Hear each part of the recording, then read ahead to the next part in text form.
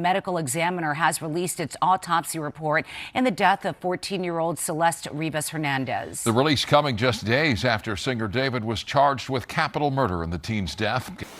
Today, I am announcing the charges against David Anthony Burke, the musician known as David, spelled D4vd, in connection with the brutal and horrific murder of Celeste, a 14-year-old at that time.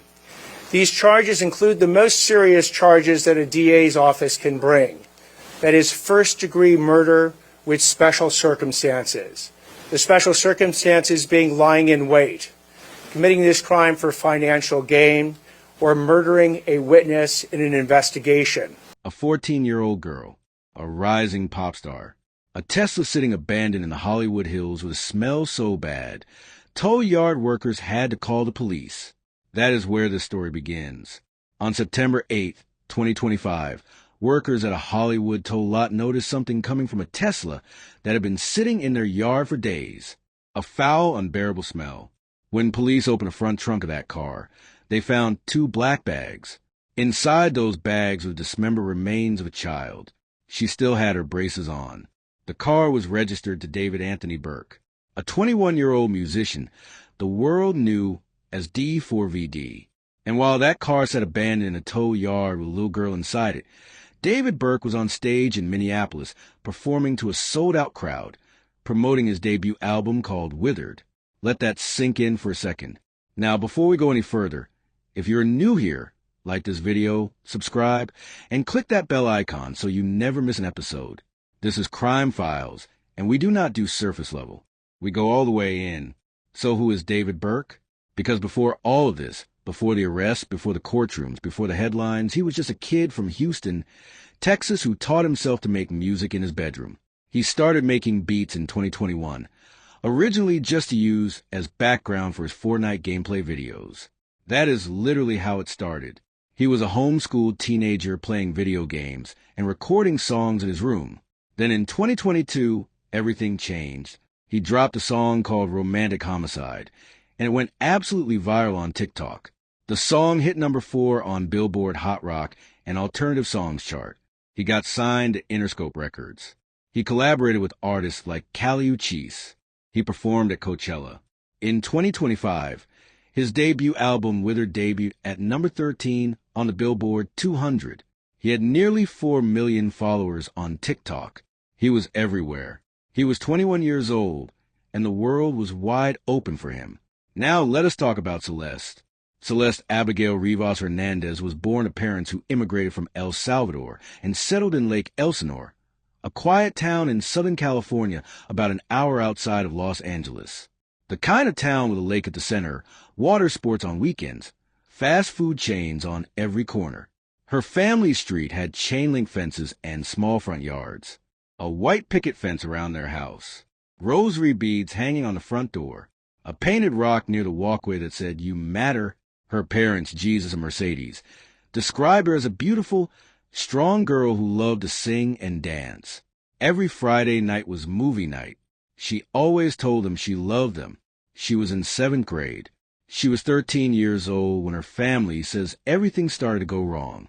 According to investigators, Celeste first connected with David Burke online. She reportedly became a member of his official Discord server as early as 2022, when she was around 12 years old and he was about 17.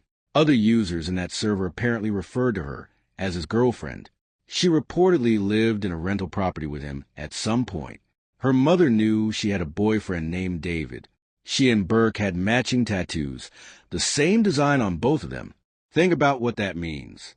A 12-year-old girl in a fan server, an artist with a rapidly growing platform.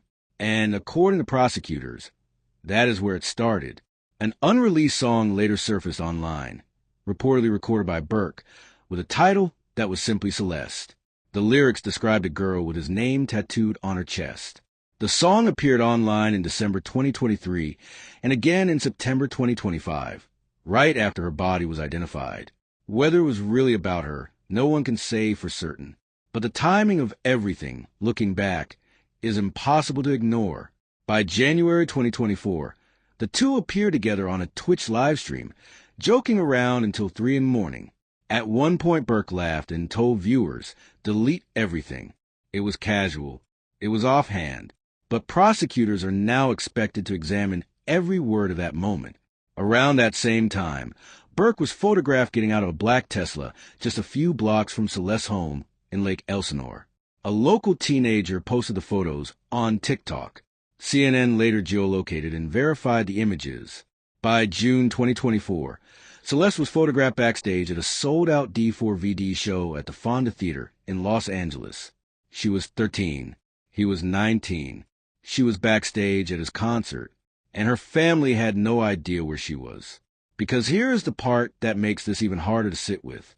Celeste had been reported missing multiple times. 3 times, in fact, in the final stretch of her life. The first reports came in early 2024, when she was still 13. Her family was raising alarms. Her friends were raising alarms. But Celeste was being classified as a runaway. She was seen on surveillance footage in her own neighborhood as late as September 2024. A private investigator later found photos of her and Burke together from late December 2024 and early January 2025. She was alive. She was moving around. And she was, according to prosecutors, living in the orbit of a man who had been sexually abusing her since she was 12. Prosecutors allege that the abuse ran from September 2023 all the way through September 2024. That is a full year of alleged abuse of a child under 14. And California law treats that especially harshly for good reason. Then came April 23, 2025. That is the date prosecutors say Celeste went to Burke's home in the Hollywood Hills. She walked in, and she was never heard from again. 2 days later, his album Wither was released. It debuted at number 13 on the Billboard 200. He was performing, he was promoting, he was posting. And somewhere in that house, or somewhere nearby, Celeste Rivas Hernandez was gone. Prosecutors say Burke murdered her using a sharp instrument. They say he waited, he planned it, and when the moment came, he killed her. Then, roughly 2 weeks later, they allege he dismembered her body and placed her remains inside 2 black bags in the front trunk of his own Tesla. The same car he drove. The same car she may have been in before. He then parked that car on Bluebird Avenue in the Hollywood Hills and left it there. It sat for weeks. At some point, it was ticketed for violating the 72-hour parking ordinance. It was towed on September 5th. 3 days later, on September 8th, tow yard workers could not ignore the smell any longer. Police were called. The trunk was opened, and a little girl who still had her braces on was finally found. She was identified on September 16th, 2025, 1 day after what would have been her 15th birthday. The investigation that followed was long, largely secret, and deeply complicated. The body had been in advanced decomposition for months, which made establishing cause of death difficult. A grand jury was quietly convened in November 2025. Executives at Burke's record label were questioned. LAPD executed a search warrant at his Hollywood Hills rental and seized computers and electronics. A private investigator hired by the property owner found a burn cage incinerator on the premises. Burke's manager terminated the lease shortly after. Burke moved out. In February 2026, court documents filed in Texas revealed that Burke's own parents and brother had been subpoenaed to testify before the grand jury. They tried to fight it. That is when the public found out the investigation was targeting him directly. On April 16, 2026, a team of local and federal officers showed up to a home near the Chateau Marmont in Hollywood, broke down the door, and took David Burke into custody. He was booked without bail. For days later, he appeared in court wearing a black sweatshirt and gray sweatpants. He did not say a word. His attorney entered a not guilty plea on his behalf. The charges: first-degree murder with special circumstances, continuous sexual abuse of a child under 14, and mutilation of human remains. The special circumstances mean he could face life in prison without parole, or the death penalty. Prosecutors have said they have not yet decided which to pursue. The autopsy confirmed the cause of death was multiple penetrating injuries caused by an object or objects, with 2 wounds on the torso consistent with sharp force injuries. Homicide, official ruling. The prosecution disclosed they have collected 40 terabytes of evidence. 40 terabytes. His defense team, led by attorney Blair Burke, who has previously represented some of the biggest names in Hollywood, says the evidence will prove their client did not murder Celeste and was not the cause of her death. They pushed immediately for a public preliminary hearing, frustrated by months of secret grand jury proceedings. In a rare legal move, Burke exercised his California right to have that hearing within 10 court days of arraignment. Almost no defendant does that. Thursday's hearing, which falls exactly 1 year after the day Celeste is believed to have last been alive, will be held without cameras in the courtroom. Her parents sat in the audience at the arraignment and looked down as they walked in. They did not speak to reporters. A bomb threat near the courthouse that day forced them to stay silent when they had planned to make a statement. Their attorney later released words on their behalf. They called Celeste beautiful and strong. They said all they want is justice. A makeshift memorial outside their home in Lake Elsinore has flowers, candles, and stuffed animals. A community that largely did not know her family is grieving anyway because a child is gone. And the details of how she got there and who took her there and how long it went unnoticed are the kinds of details that stay with you. So here is what I want you to sit with. Celeste was reportedly connecting with this man when she was 12 years old. 12.